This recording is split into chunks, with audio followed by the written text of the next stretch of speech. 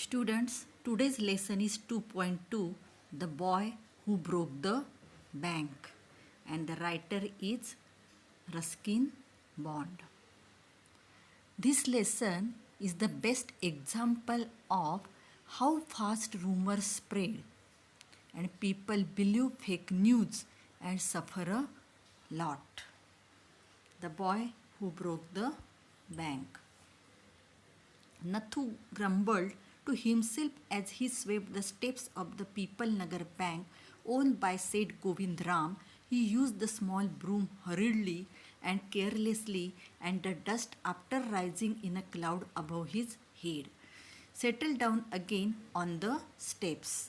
As Nathu was banging his pan against a dustbin, Sitaram, the washerman's son, passed by. The boy who broke the bank या पाठामध्ये Ruskin bond यांनी अफवेची ताकद आणि या अफवेमुळे घडून येणारे जे परिणाम आहेत ते सांगितले आहेत. नथू हा जो आहे तो एक सफाईचे काम करणारा एक मुलगा आहे आणि त्याची कथा यांनी दिलेली आहे. तो पीपल नगर बँक की ज्याचे मालक सेठ गोविंदराम असतात त्या बँकेत तो सफाईचे काम करत असतो, बँक झाडण्याचं. आणि तो he use the small broom hurriedly and carelessly and the dust after rising in a cloud above his head settle down again on the steps. Nathu हा जो आहे तो एकदम घाईघाईने आणि निष्काळजीपणे तो त्या पीपल नगर जी बँक आहे त्याच्या पायऱ्या तो झाडत असतो आणि जी धूळ डस्ट जी उडते ती त्याच्या डोक्यावर उडून नंतर परत खाली रस्त्यावर जमिनीवर स्टेप्स म्हणजे पायऱ्यांवर स्थिरावते. बॅगिंग म्हणजे आपटणे. नथू हा काय करतो तो करताना दाखवला आहे की डस्टबिन जे आहे त्या डस्टबिनवरती जी सुपडी आहे ती तो जोरजोराने बँग म्हणजे आपटतो. आणि त्याच वेळेस सीताराम जो आहे की जो धोब्याचा मुलगा आहे तो तिथून पास बाय म्हणजे जात असतो. Sitaram was on his delivery round. He had a bundle of freshly press close balance on his head. तो आपले धुण्याचे कपडेचं गाठोडं जे असतं बंडल ते व्यवस्थित आपल्या डोक्यावर त्याने ठेवलेलं असतं आणि ते घेऊन तो देण्यासाठी डिलिव्हरी करण्यासाठी तो जात असतो. Don't raise such dust, he called out to Nathu. Are you annoyed because they are still refusing to pay you and extra ₹2 a month.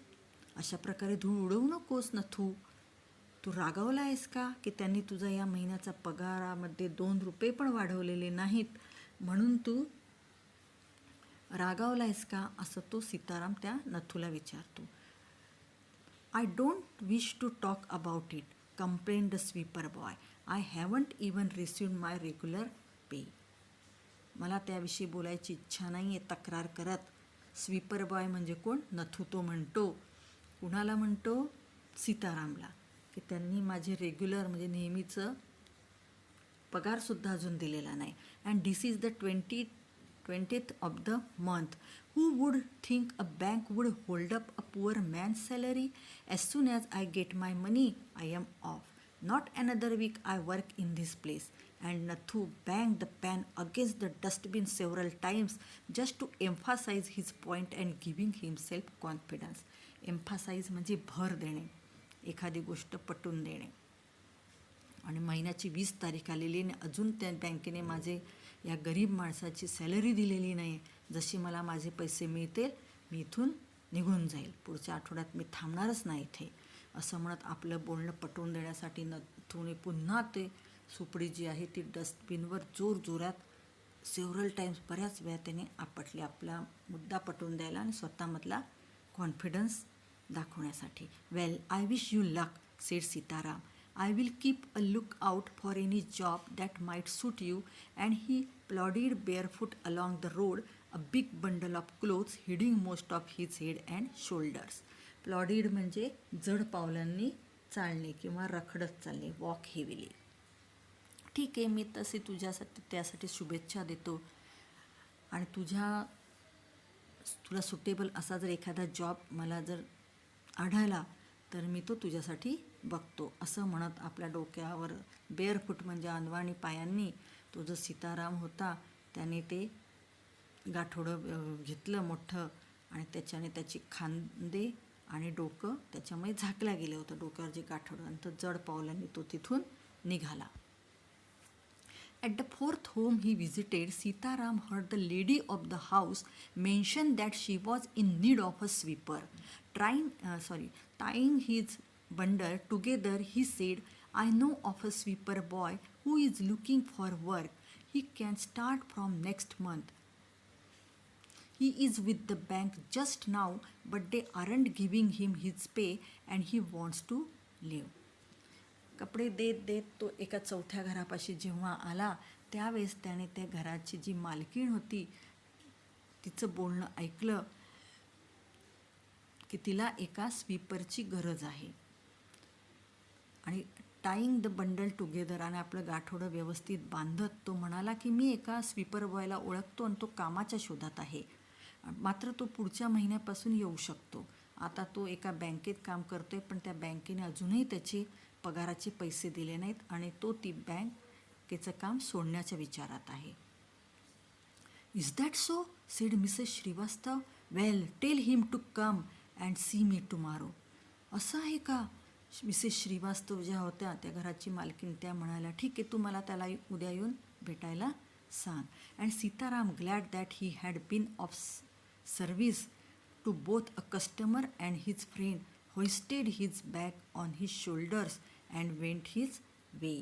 अशा होइस्टेड म्हणजे उचलून धरणे, raise to a higher position. सीतारामला खूप आनंद झाला, चला आपण सेवा केली आहे आपल्या कस्टमरची सुद्धा आणि ज्याला आपल्या मित्राची सुद्धा आपण सेवा केली आहे असं म्हणून त्याने आपलं गाठोडं जे होतं कपड्यांचं ते खांद्यावर उचलून घेतलं आणि तो त्याच्या मार्गाने निघाला.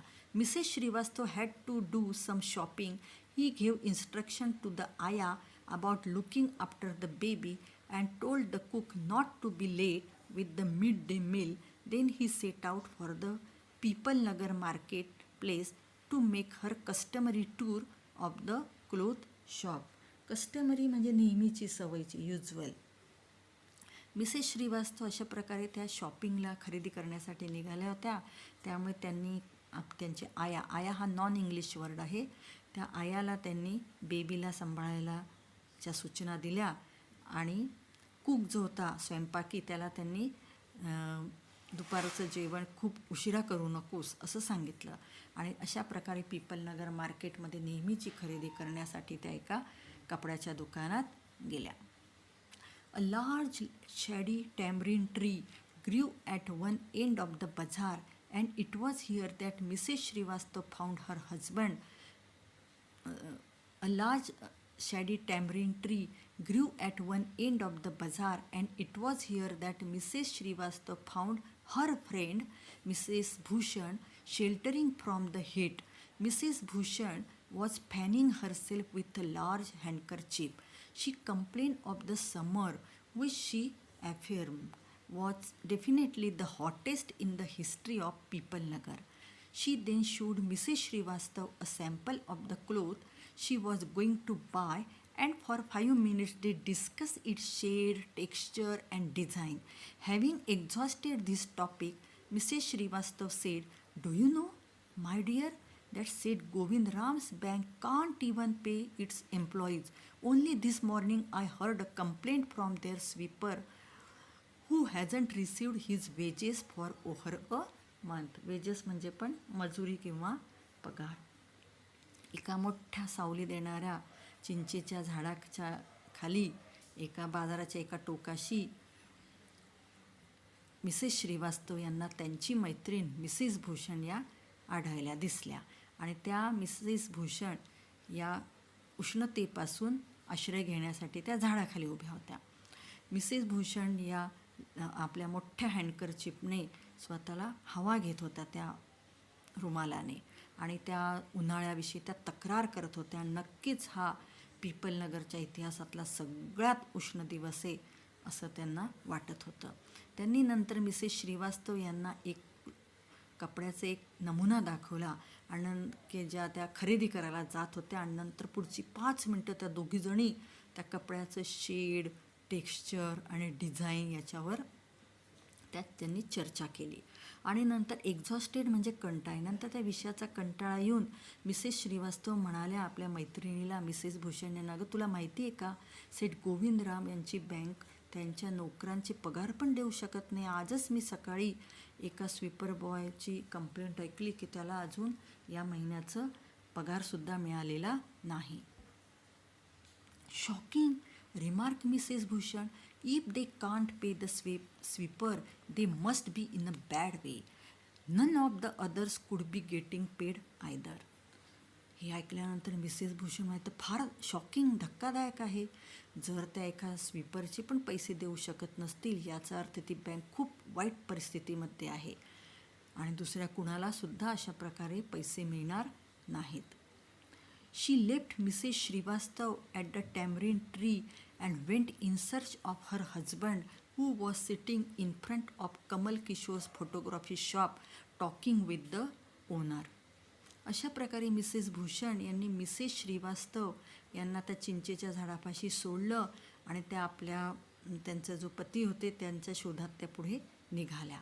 तर त्यांचे जे पती होते म्हणजे मिस्टर भूषण हे कमल किशोरच्या फोटोग्राफी शॉपच्या तिथे त्या कमल किशोर फोटोग्राफी शॉपचा जो मालक होता, ओनर, त्याच्या दुकानासमोर बसले होते. So there you are, cried Mrs Bhushan. I have been looking for you for almost an hour. Where did you disappear? अच्छा, तुम्ही इथे आहात तर, मिसेस भूषण मिस्टर भूषण यांना म्हणाल्या, आणि मी केव्हाची 1 तासापासून तुम्हाला शोधत आहे. जवळजवळ 1 तास झाला, ऑलमोस्ट ॲन आवर. कुठे दिसेनासे झाल्या होत्या तुम्ही, डिसअपियर झाल्या होत्या. Nowhere, replied Mr Bhushan. Had you remain stationary in one shop? I might have found you, but you go from one shop to another like a bee in a flower garden. कुठेच नाही. आणि stationery म्हणजे स्थिर, अचल, stable, not moving. आणि तू तरी एका दुकानात स्थिर असतेस का? फ्लावर गार्डनमधल्या मधमाशीसारखी तू सुद्धा एका दुकानातून दुसऱ्या दुकानात जात होती.